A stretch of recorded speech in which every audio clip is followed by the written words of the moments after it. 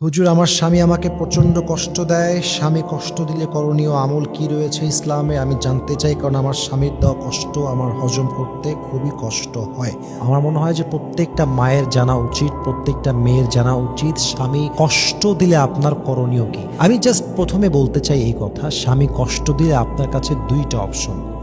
নিজের মনকে প্রশ্ন করবেন, স্বামীর ঘর ছেড়ে অন্য কোথাও যাওয়ার জায়গা কি আমার আছে কিনা?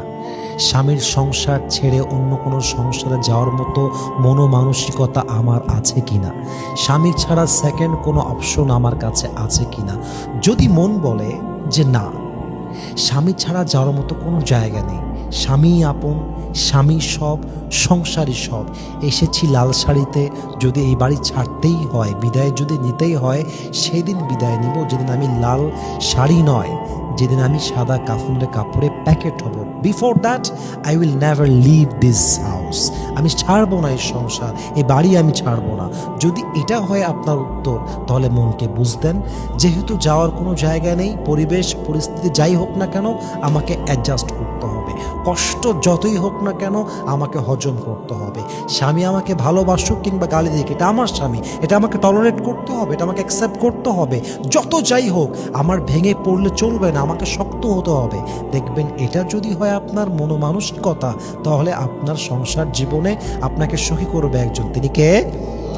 আর যদি মন বলে না, আমার কাছে অনেক অপশন আছে, যাওয়ার মতো অনেক জায়গা আছে, স্বামী কষ্টে সাথে কী হয়েছে, বাপের বাড়ি যাবো, ওখানে গিয়ে থাকবো, এই চিন্তা দিয়ে সংসার হয় না। চিন্তা যখন এরকম হবে যে আমার স্বামী আপন, স্বামী সেরা, স্বামী সব, সংসারই সব, আসলে যদি আপনি একটু গভীরভাবে চিন্তা করেন, দেখবেন যে আপনি আপনার মায়ের বাসায় থাকলেও কিন্তু ঝগড়া হয়, মায়ের সঙ্গেও ঝগড়া হয়। অনেক মেয়ের তো এমন আছে, মায়ের সঙ্গে সকালে ঝগড়া, রাতে মিল, রাতে ঝগড়া, দিনে মিল। তো মায়ের সঙ্গে থাকলেও ঝগড়া হয়, শাশুড়ির সঙ্গে থাকলেও ঝগড়া হয়, মায়ের বাড়ি থাকলেও ঝগড়া হয়, স্বামীর বাড়ি থাকলেও ঝগড়া হয়। আপনি যদি অ্যাডজাস্ট করতে পারেন, নিজেকে মানাতে পারেন, দেখবেন যে পরিস্থিতি আগের চাইতে অনেক বেশি সহজ হয়ে যাবে। আল্লাহ প্রিয় মা বোনদেরকে বোঝার তৌফিক দান করুক, পড়েন সবাই আমিন। 2 নম্বর কথা হচ্ছে, স্বামী কষ্ট দিলে এটাকে আল্লাহর রহমত হিসেবে লাইফে অ্যাকসেপ্ট করবেন। কারণ আল্লাহ যখন কাউকে তার আপন বানাতে চায়, আপন বান্দা বানাতে চায়, সবচেয়ে কাছের বান্দা বানাতে চায়, আল্লাহ তখন তাকে বিভিন্নভাবে কষ্ট দেয়। আপনার স্বামী যখন আপনাকে কষ্ট দিবে, এটাকে আল্লাহর রহমত হিসেবে অ্যাকসেপ্ট করবেন। কারণ স্বামী যখন আঘাত করে, স্বামী যখন কষ্ট দেয়, তখন একজন নারী বুঝতে পারে যে আমার আপন বলতে পৃথিবীতে কেউ নেই, বাবা নেই, মা নেই, ভাই নেই, স্বামী নেই, সন্তান নেই, আমার আপন শুধুমাত্র এক সত্তা। বলেন সবাই, তিনি কে? ইভেন হাদিসে এটাও আসছে, আল্লাহ রসুল বলেছেন, তোমার জীবনের একাকিত্ব, তোমার জীবনের কষ্ট, তোমার জীবনের আঘাত, তোমার জীবনের কোনো যন্ত্রণা যদি তোমাকে আল্লাহর কাছে এক ধাপও সামনে নিয়ে যায়, এটা কোনো কষ্ট নয়, এটা কোনো আঘাত নয়, বরং এটা আল্লাহর পক্ষ থেকে আসা বিশেষ একটা রহমত তোমার জীবনে। সুবহানাল্লাহ পড়েন আপনারা সবাই। তাহলে accept it as a mercy from your lord. যদি হাজব্যান্ড কষ্ট দেয়, আল্লাহ রহমত হিসেবে নেবেন, দেখবেন যে কষ্টের পেইনটা অনেক কমে যাবে।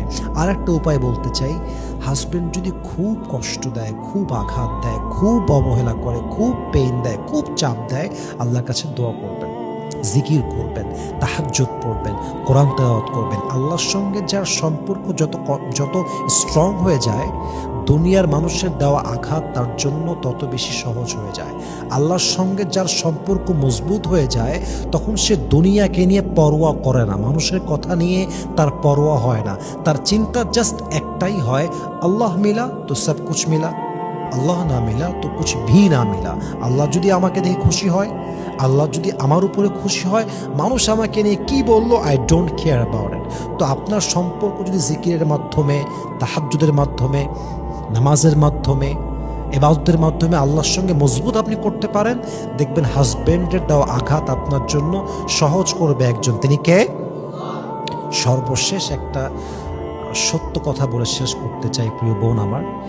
এই যুগে যেই মেয়ের রূপ সুন্দর নয়, এই যুগে যেই মেয়ের বাপের টাকা নেই, এই যুগে যেই মেয়ে ওয়েল কোয়ালিফাইড নয়, এই যুগে যেই মেয়ে যোগ্যতা সম্পন্ন নয়, এবং যদি আরেকটু কড়া ভাষায় বলি, এই যুগে যেই মেয়ের গায়ের চামড়ার রং ফর্সা নয়, এই মেয়ে ছাড়া সাধারণ মেয়ে যার বাবার টাকা কম, যার যোগ্যতা কম, তার চেহারা দেখতে হালকা সুন্দর, বেশি সুন্দর না, শ্যাম বর্ণের, এরকম মেয়ে যদি স্বামীর খেদমত করতে করতে জীবনটাও দিয়ে দেয়, কষ্ট করতে করতে কলিজাও ছেড়ে দিয়ে দেয়, এমনও অনেক বেঈমান স্বামী আছে ঘুরেও তাকাতে চায় না। ঠিক কিনা বলেন আপনারা সবাই?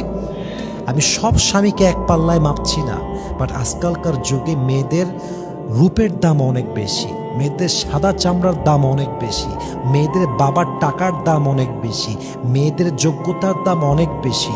এবং আমি প্রত্যেকটা মেয়েকে বলবো, স্বামীর খেদমত মন থেকে করবেন, আমার কোনো অবজেকশন নাই।